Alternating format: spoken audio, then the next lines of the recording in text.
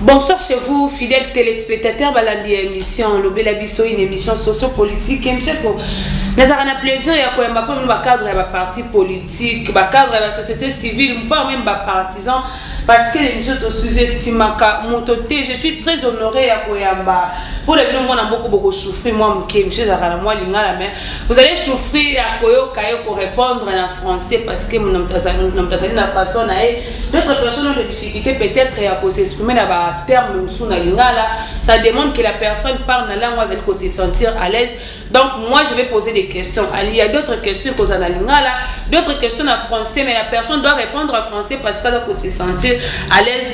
Coloba français, c'est un peu moi dans boka Jean-Marc Kaboun qui radié de l'huile de pèse, ben excluez définitivement. Mais moi je me demande, est-ce que la décision respectait d'abord les statuts de l'huile de pèse et tiens tu sais que dans l'au-delà aujourd'hui en fait 5 ans depuis sa disparition, est-ce que plus ça allait à l'au-delà ça allait causer plateau pas allait content la décision et Jean-Marc pas bandeko ya CP il y a DCP si je ne me trompe pas, CDP, oui quand même dans des Victor ou à quoi est-ce que les décisions qui respectées ouais pour radier mon amour Jean-Marc Kaboun, qu'est-ce qu'il a commis comme faute, comme erreur pour radier des luttes de paix, suspendre c'est bien bon, on peut accepter ça mais radier quelqu'un, colombier les luttes de paix, quelque part ça montre c'est comme si elle manque ça là la personne contre la personne il y a Jean-Marc Kaboun, mais Jean-Marc Kaboun peut na côté na moi titi de comment que comme moi malam te ba combattre ba ko déclarer comment que c'est quoi comme le vice-président de la République des propos qu'il tenait il y a même Félix Tshisekedi de pouvoir. Il faut savoir que seul l'homme n'amène pas quelqu'un pouvoir mais base de memara parce que voya mutumo que ko pesa mutu bonga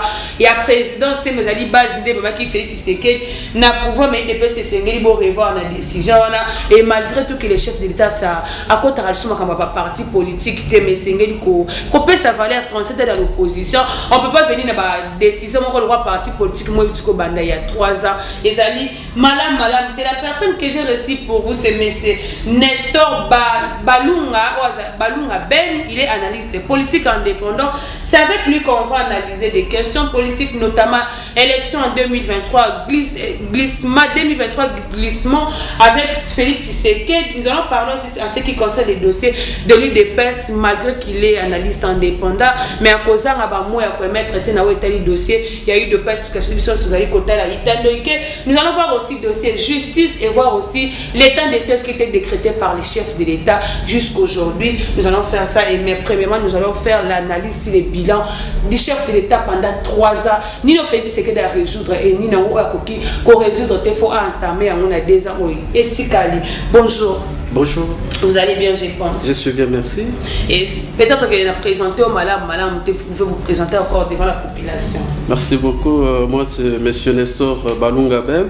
Je suis analyste politique indépendant. Ouais. Je suis content d'être reçu dans ce studio par madame. Ouais. À qui je remercie parce que c'est une opportunité qui n'est pas donnée à tout le monde. Merci beaucoup. Parce qu'il y a certaines opportunités qui est réservée à une certaine classe, mais vous avez choisi de faire participer tout le monde et surtout la jeunesse. Ouais. C'est une fierté et nous vous disons merci. Merci beaucoup. Nous commençons directement. Monsieur Nestor Balunga, si vous pouvez nous faire l'analyse des 3 ans, il y a chef d'État Félix Tshisekedi dans la tête, il y a un beau cannabis aussi les plans positifs et puis négatifs. Merci beaucoup.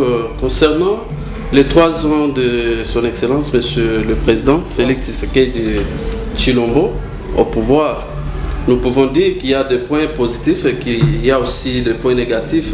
Oui. Mais dans la plupart des cas, vous allez constater qu'à chaque fois qu'il y a une sortie médiatique, le président a beaucoup fait de promesses. Et jusqu'à ce jour, les promesses qui sont restées non réalisables. Et côté positif, nous avons vu le drapeau de la RDC rayonner sur toute l'étendue du monde.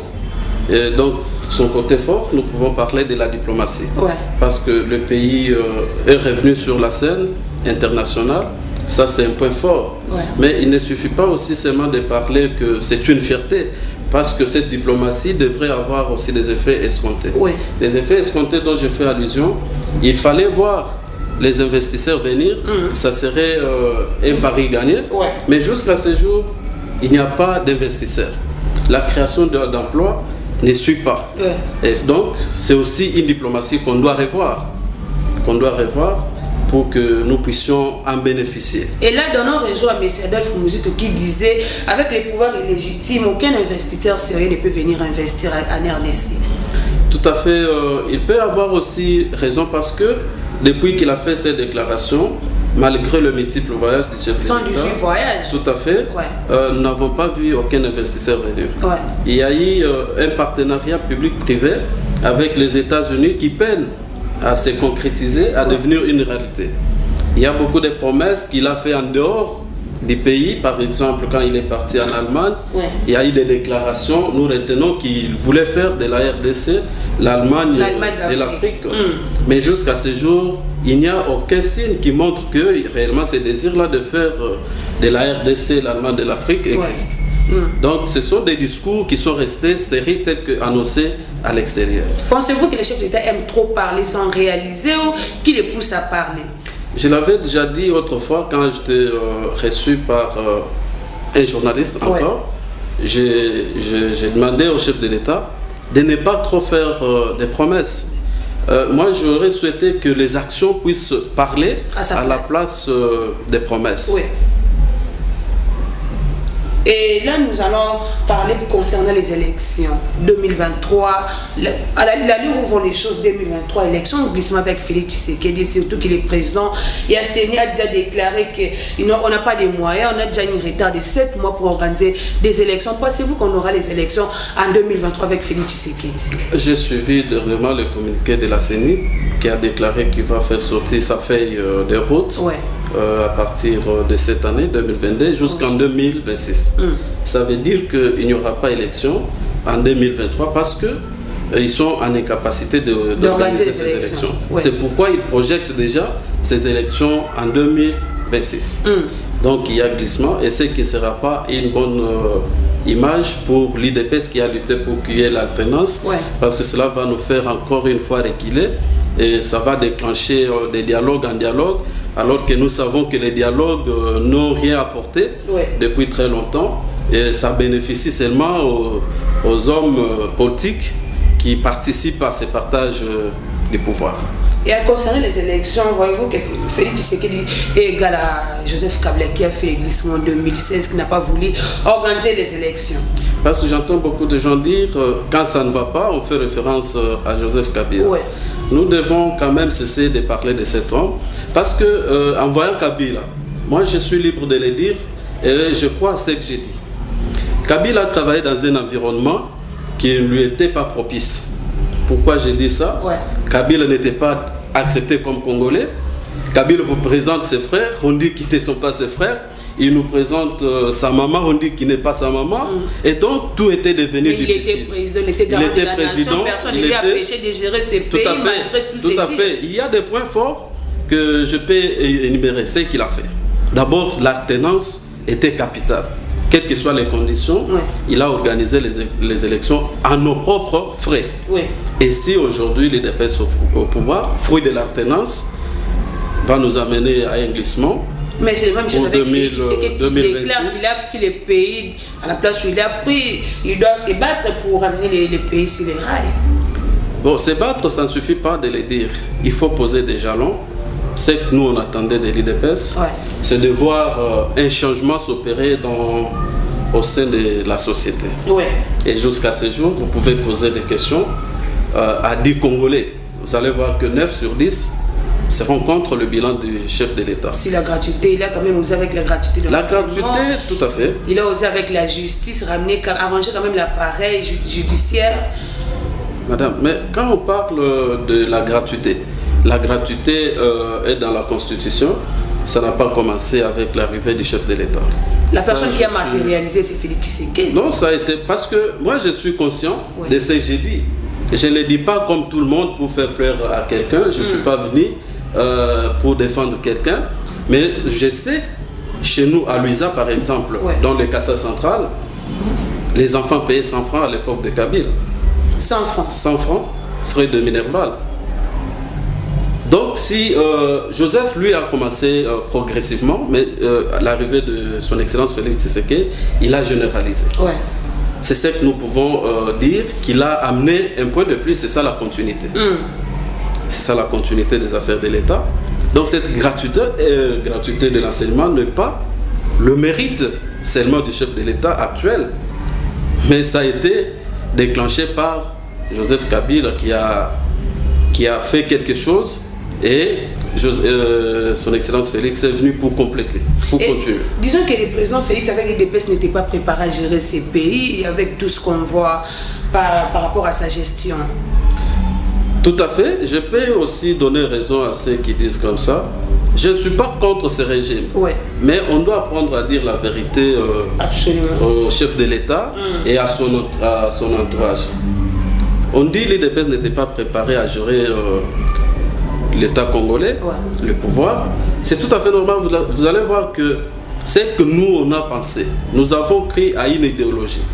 Et cette idéologie, c'était avec le président Étienne Tshisekedi, de reste mémoire. Le peuple d'abord. Tout à fait.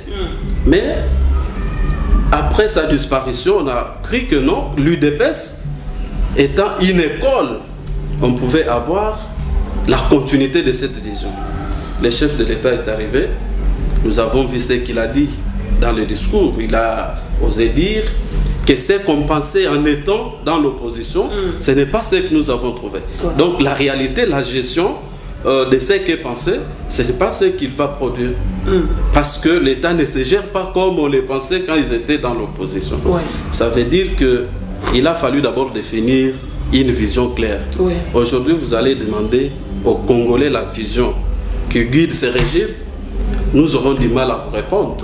Parce que nous ne savons pas réellement ce qu'ils sont en train de faire et ce qu'ils comptent faire. On peut se réveiller un bon matin comme ça, il y a un projet qui tombe. Comme par hasard, la manne qui est tombée du ciel. Mais l'exécution, il y a beaucoup de projets en suspense qui n'ont jamais été exécutés et il y a d'autres qui sont en train de naître. Pour quel intérêt que nous ne connaissons pas, parce que ça ne se réalise pas. C'est la grande difficulté que nous demandons à croire. L'année d'action, ce n'était pas l'année 2021, c'est l'année 2022. C'est l'année 2022, je l'ai suivi quand il était au Sankourou. Il a déclaré cela. Et par rapport au dire des chefs de l'État, pensez-vous qu'un beau-père peut prédire le mal pour ses enfants? Non, ce n'est pas du tout propre, mais ce que je retiens, c'est lorsqu'il dit que Mboka est Koufa, mais il dit nous sommes venus pour les relever. Les relever, ça demande beaucoup d'efforts. Parce que les pays ne peuvent pas être morts comme le président le prétend dire, parce que nous existons, il est au pouvoir. Si le pays n'existait pas, il ne serait pas chef. Il ne gère pas les gens qui sont morts. Et si le pays n'existait pas, pourquoi alors il accepte d'être pays? Il devrait d'abord commencer par peut-être dire certains avantages que j'ai. Parce que je suis président, je les renonce pour voir comment relever la nation que de faire de pareilles propositions. Félix Tshisekedi est un dictateur au pouvoir, Félix Tshisekedi est pire que Joseph Kabila. Bon, je ne peux pas dire qu'il est dictateur ou il est pire que Kabila. Il a sa vision que nous ne connaissons pas, c'est à lui maintenant de définir ce qu'il veut. Parce que le peuple regarde ce qu'il est en train de faire. Et vous savez, une goutte d'eau, chaque jour dans un verre, ça remplit. Un jour, on va se réveiller, on trouve déjà le verre rempli d'eau et on va manquer où mettre cette goutte d'eau. Donc ça veut dire que nous avons trop patienté, nous avons entendu les discours, nous avons entendu des promesses, mais ça ne suffit pas parce que demain ou après-demain, le ventre crée n'a pas d'oreille. On peut se réveiller comme ça et ça déclenche d'autres réalités. Au cas où en 2023 il n'y a pas d'élection, et là on est comme avec l'opposition, notamment de Martin Fayulu Zali Kobo et glissement en 2023 avec Félix Tshisekedi. Moi je pense que nous devons éviter de parler d'individus dans notre société. Nous devons penser à réformer notre société. Nous avons hérité la politique étrangère. Vous allez voir que cette politique ne nous a pas avantagés. Parce que tout ce que nous faisons, nous nous référons à l'extérieur. Tout ce que nous voulons faire, il faut que ça vienne de l'extérieur. Ce qui n'est pas une bonne chose. Vous allez voir la multiplicité de partis politiques dans notre pays est devenue comme des entreprises. Ils attendent qu'il y ait dialogue pour qu'on puisse se partager les gâteaux. Ce qui n'est pas une bonne chose, parce qu'ils vont se partager, ils viendront pour remplir leurs poches et préparer les élections. Le peuple ne trouvera aucun compte dans ce dialogue. Ce qu'il faut à l'heure actuelle, nous demandons à ce qu'il y ait des réformes. Des réformes, nous pensons. Mais M. Martin Fayulu avait déjà proposé ces réformes, mais personne n'avait adopté ça, personne n'avait accepté de prendre la réforme proposée par Martin Fayulu. Les propositions auxquelles moi je fais allusion, je vois la multiplicité de partis politiques qui n'a aucun apport sur la bonne gouvernance.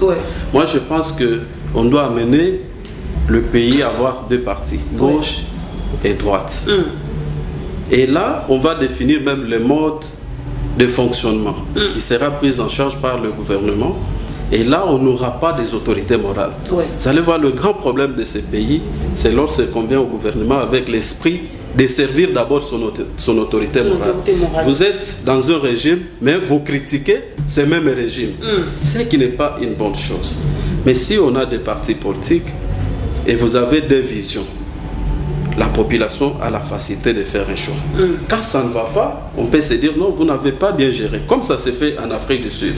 Vous pouvez être en fonction, on vous dit non, les partis décident parce que vous ne parvenez pas à concrétiser la vision de ces partis. On vous destitue, on remet une autre personne qui peut apporter un plus. C'est ce que nous pouvons attendre, qu'on nous amène de telles réformes pour faciliter la gestion de ces pays. Tant que nous aurons des partis politiques qui naissent comme des champignons, nous n'attendrons pas le développement. Parce que ces gens-là créent le parti avec l'esprit d'aller au dialogue, d'en tirer profit, de devenir riches et servir leur famille. C'est tout. Comment définissez-vous l'état de droit? Pensez-vous que l'état de droit est réel avec l'état de droit est réel avec la venue de Félix Tshisekedi au pouvoir? Non, l'état de droit, il y a encore à boire et manger parce que nous voyons comment ça se passe. Il y a eu des procès qui nous ont laissé les procès 100 jours, la personne qu'on a condamnée à 20 ans, il n'a pas fait 2 ans là. Il y a même Willy Bakonga, qui séjourne à Genève. Il est déjà membre de l'Union sacrée. L'Union sacrée, là, de l'Union sacrée d'État à l'extérieur. Tout à fait, il y a aussi Eteni Longondo. Donc toutes ces dénonciations qui n'ont pas apporté grand-chose, ça met en cause cet état de droit. Et quand la personne peut-être a présenté les pièces qui étaient demandées par la justice, il peut être libéré ou être libre. Mais moi je pense que les pièces se présentent que lors qu'il y a procès. Pendant les procès vous présentez, vous avez les avocats qui vous défendent. À chaque fois ils présentent le moyen de justification. Mais quand on parvient à vous condamner, moi je pense que l'état de droit tel que défini par le président Étienne Tshisekedi de Reste-Mémoire, ce n'est pas ce que nous vivons actuellement. C'est pas ce que nous vivons actuellement parce que vous allez voir, même les magistrats, ils se plaignent, les moyens de fonctionnement ne sont pas à leur disposition. Je ne vois pas, quand quelqu'un manque le moyen de fonctionnement, comment il peut bien travailler. Merci beaucoup. Et là, il faut retenir 40 députés pro-katumbistes faire allégeance à Félix Tshisekedi et dénoncent une campagne de SAP initiée par certains de leurs dirigeants contre les actions et chefs d'État de la députés. Il y a le Moïse Katumbi, il y a déplorer campagne, cette campagne il SAP contre l'initiative, action. Il y a chef de l'État de 40 députés de Moïse Katumbi, il déplorer situation, il faut arranger. Il faut qu'on a musique déclaration comme il faut comprendre si c'est un député 40 va communiquer et c'est aujourd'hui déjà va conseiller comprendre et ça dit mais c'est Nestor de ces IDPS inscription de Jean-Marc Kaboun. Pensez-vous que la radiation de Jean-Marc Kaboun on a respecté les statuts de l'UDPS? Non, ça n'a pas respecté les statuts de l'UDPS. Et moi, je vais demander tout simplement au président Jean-Marc d'être serein parce que chaque bénédiction attire la malédiction aussi. Vous savez, il y a eu Joseph qui a reçu la bénédiction de son papa, mais il était combattu par ses propres frères. Moi, je peux résumer cela comme le même cas qui est arrivé à Jean-Marc. Mais Jean-Marc Kabou se croit comme un vice-président de la République. Tout à fait. L'homme qui s'est vêtu avec un orgueil qu'on ne peut pas dire ici sur les plateaux. Parce qu'on reprochait notamment Koko, sa identité n'est pas Mouloubakat, il est Louba. On le reproche, il n'est pas Katangé. Je dois dire Sandenge va combattre. Il n'est pas Katangé. À cause qui fait Tchentiseke Kaza Katangé, il n'est pas Katangé. Azali ko détourner bambongo ya ba carte notamment na UDPS baza ko reprocher tant de choses. Bon, en fait, Étienne Tshisekedi n'est pas un petit qu'on peut tromper. Il connaissait très bien Jean-Marc et ceux qui ont évolué au Katanga comme étudiants, comme résidents là-bas, connaissent la réalité de ce qui se passe. Beaucoup de ceux qui sont venus du Kasaï ont dû changer leur nom, mais cela ne veut pas dire que c'est une façon de tromper la vigilance des Congolais. On est Kasaïen par le sang. Jean-Marc, s'il est Kasaïen, ce n'est pas mauvais qu'il soit nommé par Étienne Tshisekedi. Mais à ce temps, Étienne Tshisekedi demandait un Katangé pour le nommer Ali Depes et non un Louba. Bon, dans la politique, tous les coups sont permis. Il peut utiliser pourvu qu'il soit élevé. Ouais. Vous allez voir même Esaü et son frère Jacob. Jacob a utilisé le moyen qui lui était possible pour accéder aux bénédictions qui étaient réservées à son frère. Ouais. Donc Jean-Marc n'a pas péché. Il a arrêté le bénédiction du fait, président Étienne Tshisekedi. C'est grâce à ces bénédictions qu'il est mal vu au sein de l'UDPS aujourd'hui, parce que cela a été dénoncé, il faut le souligner, bien avant, par le secrétaire général Augustin Kabouya, qui a déclaré qu'il y avait un réseau de gens qui voulaient à tout prix faire partir le président Jean-Marc. Entre autres, il avait cité le maître Peter Kazadi. Et donc, ces réseaux n'ont pas cessé leur coup de planifier les coups. C'est ainsi qu'ils ont obtenu ces gains de cause à travers l'incident pour faire pleurer au chef de l'État, alors que Jean-Marc, c'est une force aux côtés du chef de l'État. Vous allez voir son combat qu'il a mené, parce qu'il était au four et au moulin, même lors du congrès qui était convoqué par l'ancienne présidente de l'Assemblée nationale, Mabounde, c'est lui du Sénat. Jean-Marc s'est sacrifié pour dénoncer ces coups. Donc ce n'est pas de cette façon qu'on devrait lui payer. Avec sa radiation, voyez-vous déjà la fin de l'UDPS? Bon, vous savez, il y a des gens qui pensent que l'UDPS d'avant Étienne Tshisekedi, c'est les mêmes UDPS d'après le président Étienne Tshisekedi. Il faut lire les signes du temps. Jean-Marc, c'est une force au sein de l'UDPS, et le faire partir de cette façon n'est pas une bonne chose. Donc ça aura des conséquences, même si ce n'est pas aujourd'hui, mais demain il y aura des conséquences, parce que même au sein de l'UDPS, il y a des combattants qui sont mécontents. Nous ne pensons pas qu'avec le départ de Jean-Marc, tout le monde sera servi comme on le prétend dire. Il y a certaines réalités que nous ne connaissons pas, mais qui doivent être prises au sérieux et prises en compte. Et pensez-vous que demain Jean-Marc Kabou peut être l'adversaire de Félix Tshisekedi avec sa partie politique, qu'on nous parle déjà de décision finale? Tout est permis dans la politique, je venais de le dire. Kamer était devenu opposant de Joseph. Moïse Katumbi également est devenu opposant de Joseph Kabila. Donc cela ne peut pas être exclu. Cela ne peut pas être exclu. Nous observons le temps, mais nous demandons d'être sereins et de croire à son combat, de ne pas lâcher, parce qu'il a marqué la République. En temps vers la fin de l'émission, parlons de ces état des sièges décrété par les chefs de l'État. Par les chefs d'État, pensez-vous que les chefs d'État pourraient réussir à ramener la partie Est et parce qu'il a promis ça, ce qui a réussi comme il n'a pas réussi son mandat? Tout à fait, il est en train de ce côté-là de fournir les efforts. Ce que nous pouvons faire, c'est d'apporter les soutiens à nos militaires qui sont au front, de ne pas les décourager avec le message sur les réseaux sociaux, parce qu'ils ont besoin de notre soutien. Et cette paix peut provenir que de l'unité de tous les Congolais. Lorsque nous souhaitons cette paix, et ceux qui sont dans la partie Est doivent avoir le courage de dénoncer, parce que l'ennemi vit avec nous. ils doivent dénoncer les dégâts qui sont en train de bavures qui sont en train de commettre. Et pensez-vous que c'est une décision comme meilleur au chef de l'État d'appeler l'armée ougandaise de venir nous accompagner nos phares? Il y a l'armée, même chose quand on a parti est sans que le gouvernement ait cette politique, c'est une autre politique qui est définie par le chef de l'État. Je ne peux pas me permettre de mettre mon avis parce que c'est lui qui est le garant. La personne la plus informée de la RDC, c'est le président de la République. Il connaît pourquoi il a fait recours et les engagements qu'il a pris avec son homologue. Donc nous allons évaluer ou donner notre point de vue après les résultats. Merci beaucoup pour votre disponibilité. C'est moi qui vous remercie. Peut-être qu'il y a une question que je ne vous ai pas posée, vous pouvez vous adresser à la population. Non, sinon, j'ai suivi, vous avez parlé de Martin Fayol. Il y a un point... Non, vous avez parlé de 40 députés. 40 députés voilà, j'allais revenir sur ce point aussi. C'est un point très capital.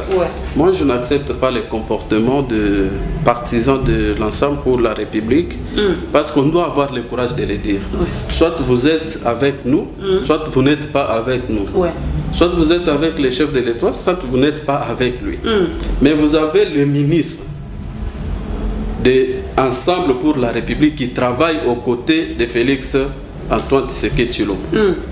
En même temps, vous avez les militants des cabinets qui sont là que pour concevoir des messages pour déstabiliser les gouvernements. Donc cette façon de faire les choses... Vous avez de peur aussi que Félix Tshisekedi ne respecte pas ses engagements, notamment avec le dossier qui s'est fait à la CENI, le secrétariat exécutif de la CENI qui appartenu à MLC, mais il dépend c'est comme si Félix Tshisekedi ne respecte pas ses engagements. Tout dépend de leurs engagements. Le mieux à faire, c'est de quitter ou de rester. Vous quittez pour être sincère envers vous-même, soit vous restez et vous travaillez selon la vision de celui que vous avez. Quand Moïse Katumbi quitte, c'est le gouvernement qui tombe aussi. Tout à fait. Ils ont le choix à faire parce qu'ils ont fait des consultations, mais les résolutions jusqu'à aujourd'hui. Les ministres continuent à travailler. Ils travaillent pour quel intérêt? Donc ils sont là que pour recevoir des injonctions de leur maître et de le mettre en application pour bloquer les actions du gouvernement. Ce n'est pas une bonne chose. Moi, je l'ai dit, nous avons qu'une seule autorité morale qui est la République démocratique du Congo. Une fois nommée, vous devez servir la nation. On ne doit pas servir nos autorités morales. Cette politique-là ne nous aide pas. C'est inconcevable de voir un ministre. Vous avez conseil des ministres, en même temps vous avez la réunion de votre parti, vous abandonnez les affaires de l'État pour aller servir votre parti politique. Il respecte, il réagit. C'est inconcevable. Parce que nous avons une seule autorité, c'est la mère partie, la République démocratique du Congo, que nous devons avant tout servir et défendre. Quand ça ne va pas, avoir le courage de le dire, nos chefs de l'État, pendant les 3 ans, ça n'a pas été. Mais éviter aussi la politique d'accuser. Donc si je n'ai pas fait, c'est elle qui a fait à ce que je puisse échouer. Non, vous devez assumer. Les chefs ne se plaignent pas, mais les chefs décident. C'est à nous, la population, de dire, là, ça n'a pas été. Et vous, en tant que chef, vous devez agir. On ne doit pas venir nous soumettre des doléances, ce n'est pas une bonne chose, ce sont des signes de faiblesse. Merci beaucoup pour votre disponibilité. C'est moi qui vous remercie, madame. Fidèles téléspectateurs, vous avez constaté que nous sommes arrivés à la fin de cette émission. Plaisir de vous Nestor Balunga Ben Wazali, analyste politique indépendant. Nandime Tebo, Azak Bozali satisfait na banda pour la réponse au APC partant na Mamituna, au Botinde la Kibiso. Merci beaucoup une équipe costaud accompagnant mon colonel sur l'émission de Koja Maes Nasima ya caméra. Ndeko, Dieu merci na montage, ndeko trésor ya la réalisation. Merci beaucoup na papa Botingai avec Alphonse Loé, c'est wa topé maman na ngai Pauline Sambo, mbote bisika bozete kuta na mbaya sima. Pe na invité ya sika pour na émission na mino lobela biso. Au revoir. Merci.